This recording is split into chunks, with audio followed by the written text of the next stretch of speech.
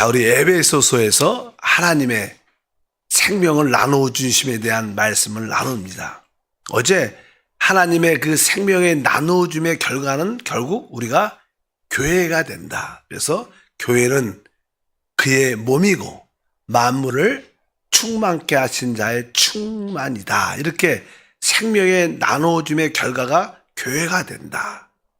그래서 바로 우리가 교회가 되는 에베소서 2장에 보면 바로 우리가 교회가 되기 전에 구원받기 전에 우리의 상태를 다시 한번 설명을 합니다. 에베소서 2장은 바로 구원받기 전에 우리의 상태는 어떠했는가? 2장 1절과 2절에 자세히 나옵니다.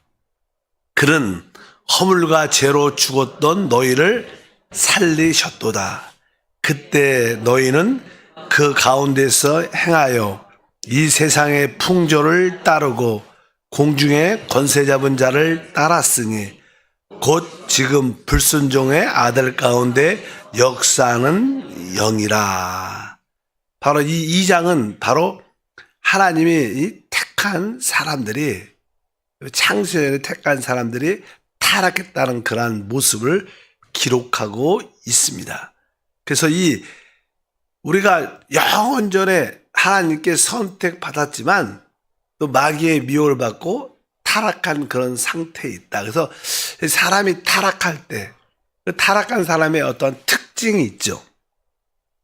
오늘 말씀해 보니까 허물과 죄로 죽어 있다. 그러니까 타락했다는 것은 허물과 죄로 죽어 있는 그런 상태를 말합니다. 근데 그 상태가 어떠한 상태냐? 2절에 보니까 그때 너희는 그 가운데 행하여 이 세상의 풍조를 따른다. 이 세상의 풍조는 현 시대, 각자의 현 시대가 있죠. 그 시대의 어떠한 유행을 따른다는 그런 쉬운 말로 표현합니다. 이 세상의 풍조를 딴다 것은 이 세상의 어떠한 흐름, 유행을 따라 산다. 이 세상의 모든 사람들은 다 그 시대의 흐름이 있죠. 그런 흐름을 따라 사는 것이 바로 타락한 사람들의 특징이다. 이렇게 말씀하고, 그 다음에 공중 권세 잡은 자를 따랐다. 근데 그가 지금 불순종 아들 가운데 역사하는 영이다. 바로 이 타락한 사람들의 두 번째 특징은 공중 권세 잡은 악한 영의 지배받고 있다. 이 땅에 사는 모든 사람들은 그 배후의 어둠의 영의 권세 아래 붙잡혀 있습니다. 그래서 그 영은 불순종 가운데 역사하는 영이기 때문에 이 땅의 모든 사람들은 하나님에 대해서 불순종을 가지고 있습니다. 그리고 3절을 보니까 2장 3절에 전에는 우리도 다 그 가운데서 우리의 육체의 욕심을 따라 지내며 육체와 마음에 원하는 것을 하여 다른 이들과 같이 본질상 진노의 자녀이었더니 이렇게 말씀합니다. 여기 보니까 우리의 육체의 욕심을 따라 지냈다. 우리의 육체의 욕심은 정욕이죠. 그러니까 우리 육체의 정욕을 따라 사다. 타락한 사람들의 특징은 육체 안에 있는 그 정욕을 따라 사는 게 사람들의 특징입니다. 아까 세 가지, 이 세상의 풍조, 이 세상의 흐름, 유행을 따라 사는 게 타락한 사람들의 모습, 기본적으로. 공중권세 잡은 악한 영들의 지배를. 그래서 주로 행동들이 불순종이 나타나요. 불순종. 거역적이고 불순종. 세 번째는 육체의 정욕을 따라 사는 그러한 모습들을. 그래서 결국 이러한 상태이기 때문에 여기 뒤에 보니까 바로 본질상 진노의 자녀다. 그러니까 우리는 태어날 때부터 이러한 타락 가운데 태어났기 때문에 우리는 본질상 하나님의 진노 심판을 받도록 이렇게 그렇게 태어난다는 뜻으로 바로 본질상 진노의 자녀라고 강하게 말씀하십니다. 이제 타락한 모든 사람들은 이러한 상태 가운데 있다. 그래서 하나님은 이제 그래도 하나님에게는 사랑이 있고 긍휼이 있으십니다. 그래서 바로 이렇게 타락한 사람들 중에서 이제 한 사람은 하나님의 백성을 만들기 위해서 한 사람을 선택하죠. 그가 누구냐면 바로 아브라함이었습니다. 아브라함.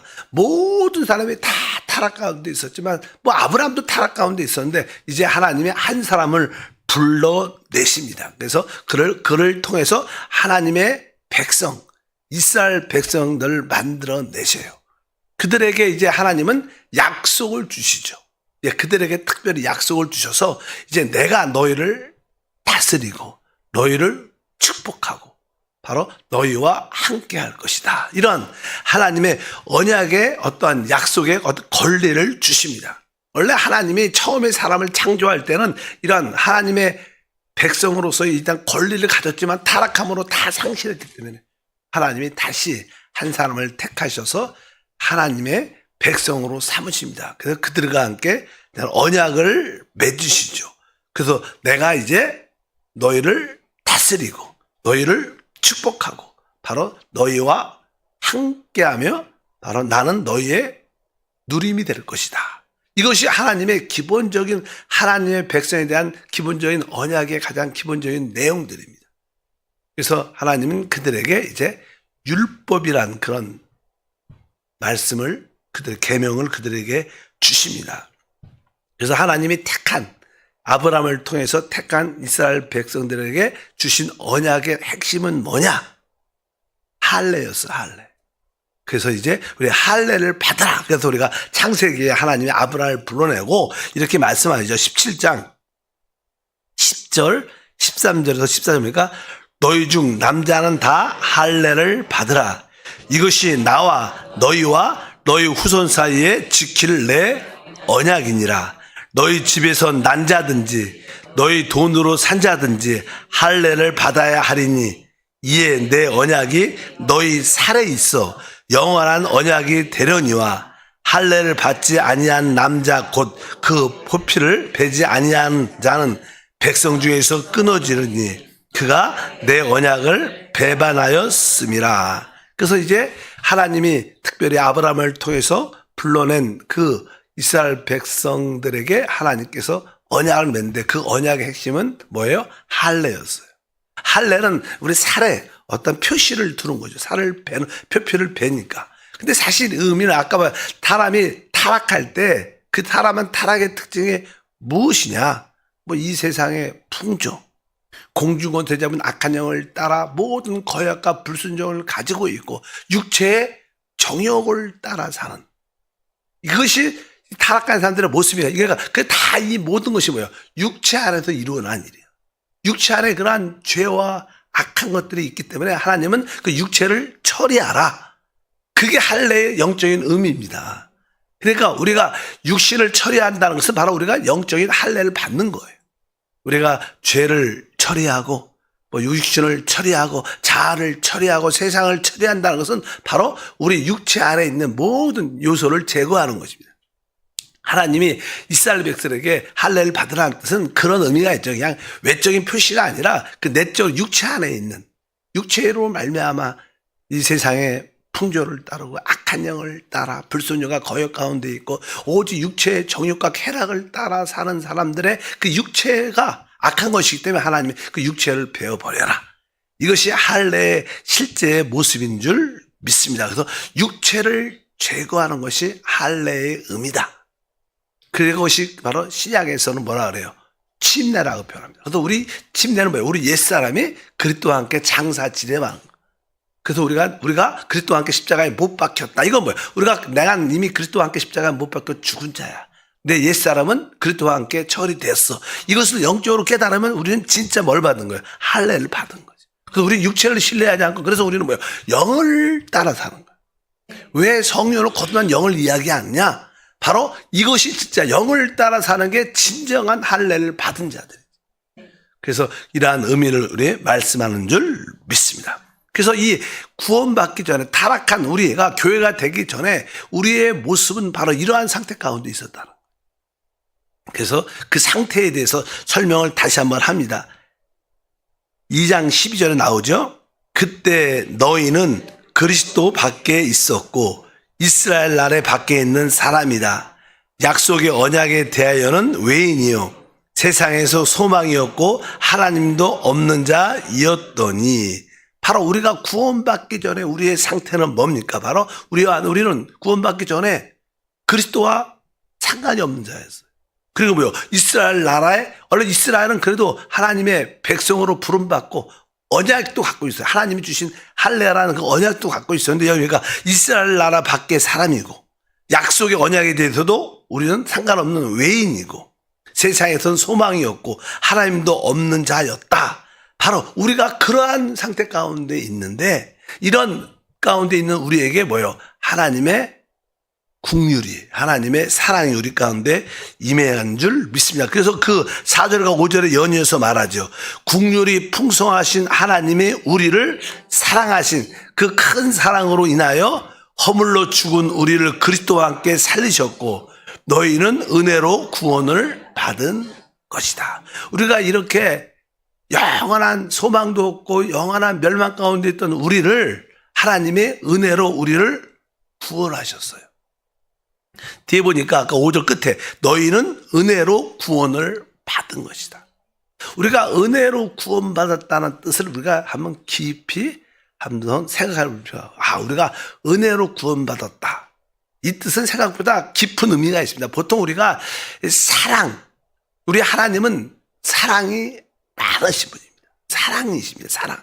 근데 이 사랑보다 더 큰 게 있어요. 더 넓고 더 깊고 멀리 뻗치는. 그것을 뭐라 국률이라 그래. 국률. 보통 우리가 사랑은요. 그래도 우리가 무엇을 사랑한다는 뜻은 그 사람에게 무엇인가가 있어서 사랑해요. 사실. 우리는 우리가 서로 땅에서도 그냥 인간적인 사랑할 때도 막 사랑하진 않죠. 내가 저 사람 사랑해는 무엇인가 있었으니까 첫눈에 반했다 그러는 뭐든지 무엇인가 있기 때문에 그래도 그 사랑이 시작되는 거예요. 근데 국률은요, 이 사랑보다 훨씬 큰 거예요. 국률은 전혀 우리의 상태, 진짜 우리의 상태에 관계없이 진짜 우리는 너무 상태가 안 좋고 나하고 너무 안 맞다 그러면 우리는 미워하지는 않지만 사랑하기 쉽지 않아요. 근데 국률은 우리의 상태에 관계없이 끝까지 미치는 거예요. 그래서 오늘 말씀에 뭐라 했어요?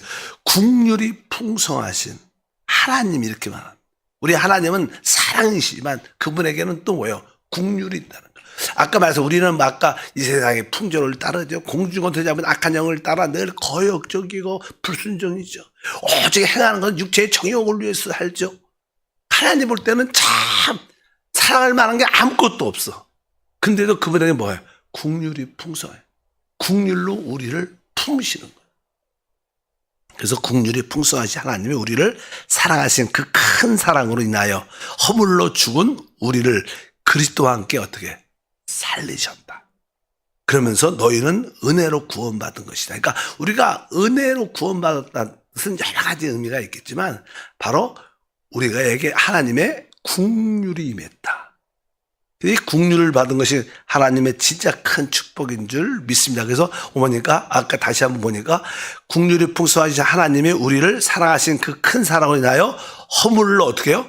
죽은 우리를 그리스도와 함께 죽었다는 거예요. 로마서 같은 경우에는 우리가 하나님 앞에 의롭다함을 얻기 위해서, 칭의를 얻기 위해서, 의롭다함을 얻기 위해서는 우리의 죄라는 문제가 해결돼야 돼. 죄라는 문제. 그래서 주님은 우리를 의롭다 위해서 바로 우리의 죄의 문제를 제거하셨습니다. 근데 이 에베소서는 사람은 죄인일 뿐만 아니라 여기 보면 여기가 죽은 자예요. 죽은 자. 여러분 우리가 저 사람을 의롭게 하려면 그분이 갖고 있는 죄의 문제를 해결해야 의롭게 되지만 이 죽은 자는 먼저 어떻게 돼요? 의롭게 되기 위해서 먼저 뭐 돼? 살아나는 게 더 중요한 거예요. 일단 살아난 다음에 의롭게 되든 그러니까 바로 여기 보니까 먼저 우리는 주님 앞에서 죄인일 뿐만 아니라 이미 죽은 자였다는 거예요. 그래서 죽은 자는 먼저 살아난 생명이 필요한 거예요. 그래서 주님은 우리에게 먼저 생명을 긍휼로 주시는 거예요. 그리고 나서 나는 의롭다 하기 위해서 우리의 죄 문제를 처리해야죠. 그래서 여기 허물로 죽은 우리를 먼저 주님이 살리십니다. 허물로 죽은 우리를 그리스도와 함께 살리셨고 그리스도와 함께 살리셨다. 이것이 바로 은혜로 구원받는 축복인 줄 믿습니다. 그리고 나서 그 다음 절에 보면 또 함께 일으키사 6절이죠. 그리스도 예수 안에서 함께 하늘에 앉히시니. 사실 우리가 은혜로 구원받았다는 뜻은 그리스도와 함께 어떻게 살아나고 그리스도와 함께 일으킴을 받고 일으켜지고 그리스도와 함께 하늘에 앉혀지는 이 세 가지의 구원을 은혜의 구원이라 그래요. 우리가 은혜로 구원, 왜 어떤 은혜로 구원받다는 뜻은 뭐야?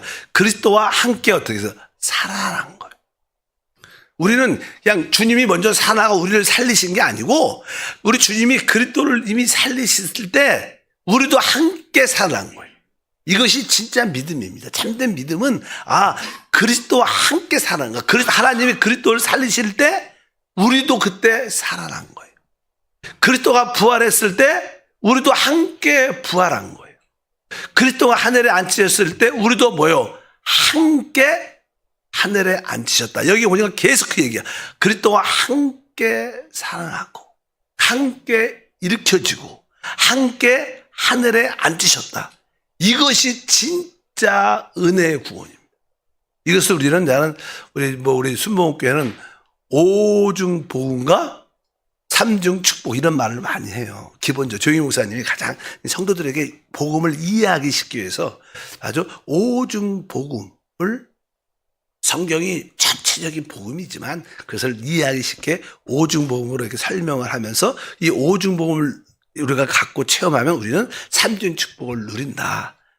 근데 우리 교회는 또 같은 얘기가 우리에게는 뭐가 있어? 오중 능력이 있고 그 결과 우리는 이게 삼중 구원을 누리는 거예요. 이 어떤 구원? 바로 그리스도와 함께 살아났구나. 그분과 함께 일으켜졌구나. 그분과 함께 하늘에 앉혀진 데구나. 이것이 은혜입니다. 여러분들이 영적인 은혜를 누리기를 바랍니다. 나는 이미 그리스도와 함께 살아난 자야. 그리스도와 함께 이미 부활한 자야. 난 이미 그리스도와 함께 하늘에 앉혀져 있어. 우리가 예수 믿고 천당 갈 거야, 천국 갈 거야 이런 개념이 아니라 나는 이미 그리스도와 함께 하늘에 앉혀져 있다.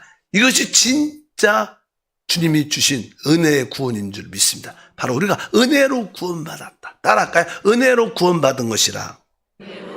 5절에 끝에 가로 열고 써 있잖아. 그 은혜로 구원받은 게 어떤 내용이에요? 그리스도와 함께 살아났고, 이미 내가 함께 부활 일으켜졌고, 함께 하늘에 앉혀졌구나. 이것이 우리의 진짜 구원받은 상태인 줄 믿습니다. 이것을 누려야 돼요. 자꾸만 현실의 생각에 붙잡히지 말고 난 그리스도와 함께 살아났고 부활했고 하늘에 앉아있다.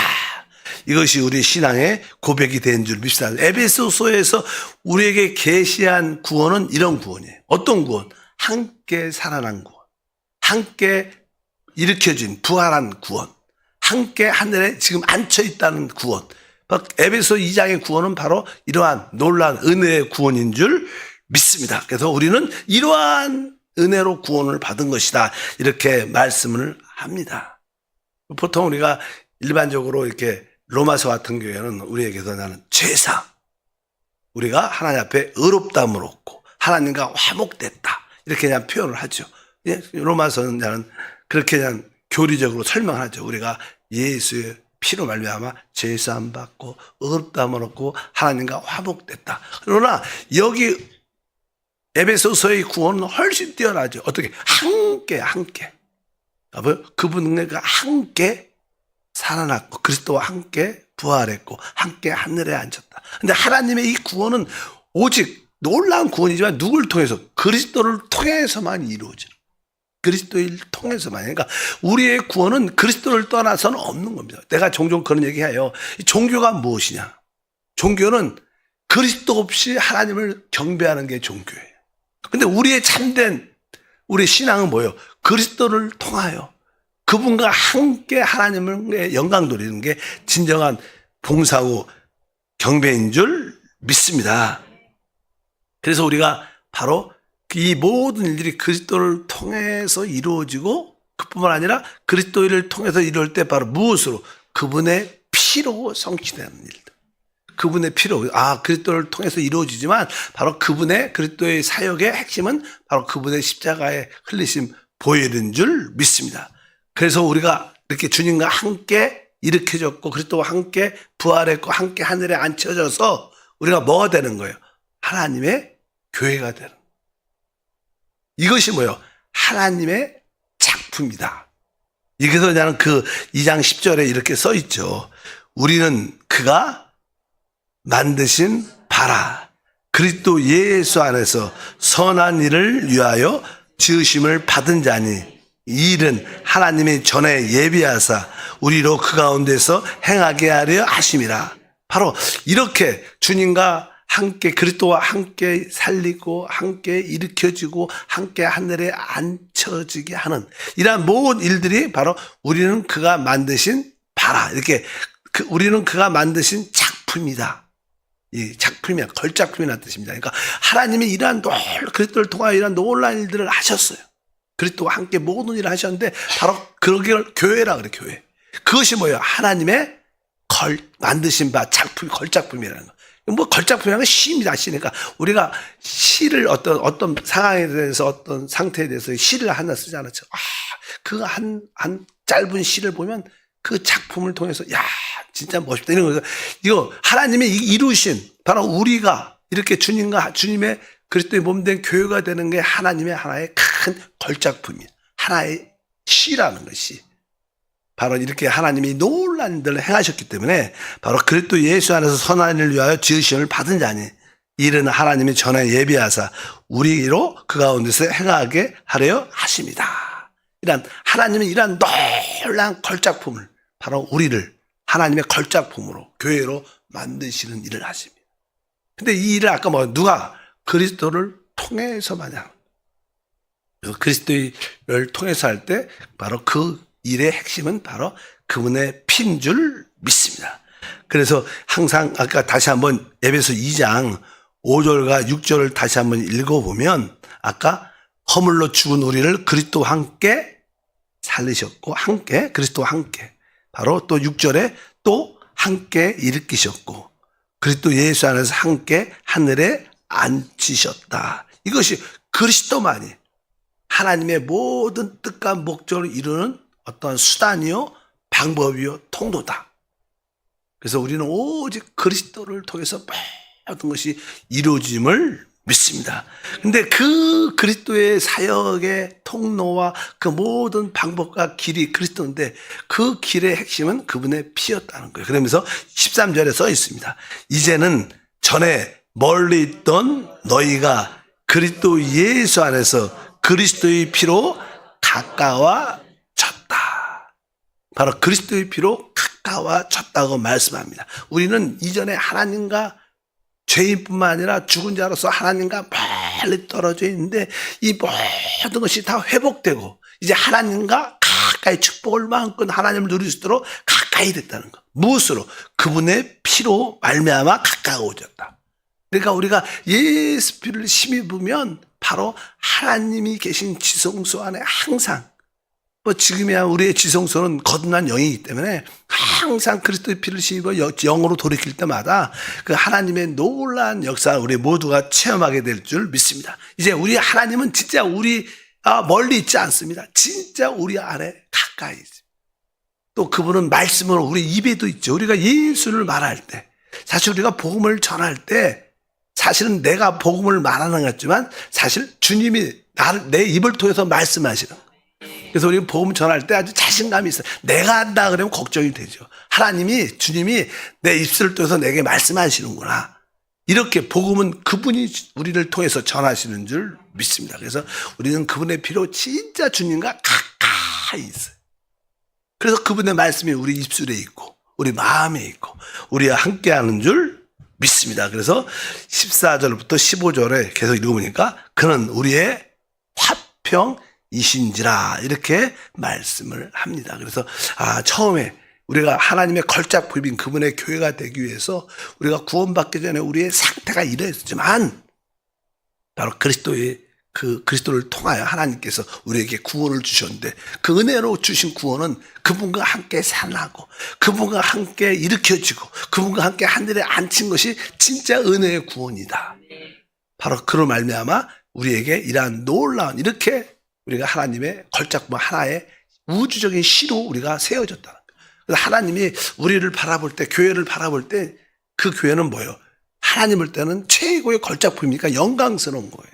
여러분도 이제 여러분 작품을 하나 여러분들이 진짜 심혈을 기울여서 하나 만들었어. 그 집에다 걸어놓든지 늘 이렇게 시를 읽든지 그럴 때마다 어떻게 야 내가 봐도 잘했어 이런 생각이 안 들겠어요?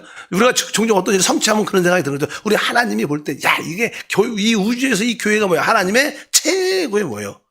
걸작품. 그것은 제가 어제 이제 우연히 우리 생명의 탄생에 대해서 이렇게 아이가 어떻게 잉태되고 임신되는 상태, 그 정자와 그 난자가 어떻게 이렇게 결합이 되는지, 그래갖고 그냥 정자와 낭자가 이렇게 탁 이게 하나가 딱 이렇게 연합이 이렇게 따로 있다가 이게 하나가 연합되잖아요.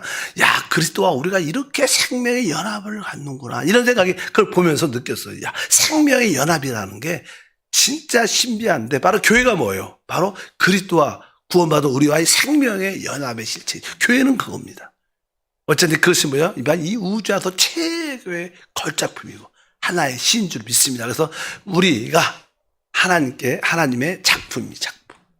교회가 하나님의 작품이고 여러분이 하나님의 작품인 줄 믿습니다. 그리스도와 연합된 그 생명을 사니까 이것이 최고의 시고 최고의 작품인 줄 믿습니다. 하나님 아버지 감사합니다. 다시 한번 주님이 우리에게 주신 그 은혜의 구원을 다시 한번 깨닫고 그 삼중 구원 그리스도와 함께 살아났고 그리스도와 함께 일으켜줬고 그리스도와 함께 하늘에 앉힌 그 은혜의 구원을 마음껏 누리게 하옵소서. 예수 이름으로 기도합나이다. 아멘. 하늘에 계신 우리 아버지여 이름이 거룩히 여김을 받으시오며 나라가 임하시오며 뜻이 하늘에서 이루어진 것 같이 땅에서도 이루어지리라. 오늘 우리에게 일용할 양식을 주시옵고 우리가 우리에게 죄 지은 자를 사하여 준 것 같이 우리의 죄를 사하여 주시고 우리를 시험에 들게 하지 마시옵고 다만 악에서 구하시옵소서. 나라와 권세와 영광이 아버지께 영원히 싸움나이다. 아멘. 여러분은 하나님의 걸작품, 하나님의 최고의 시입니다. 그러니까 우리가 그러한 어떠한 뜨거운 자존감을 가지고 주님을 기쁘게 하는 믿음의 삶이 되기를 바랍니다. 기도하겠습니다.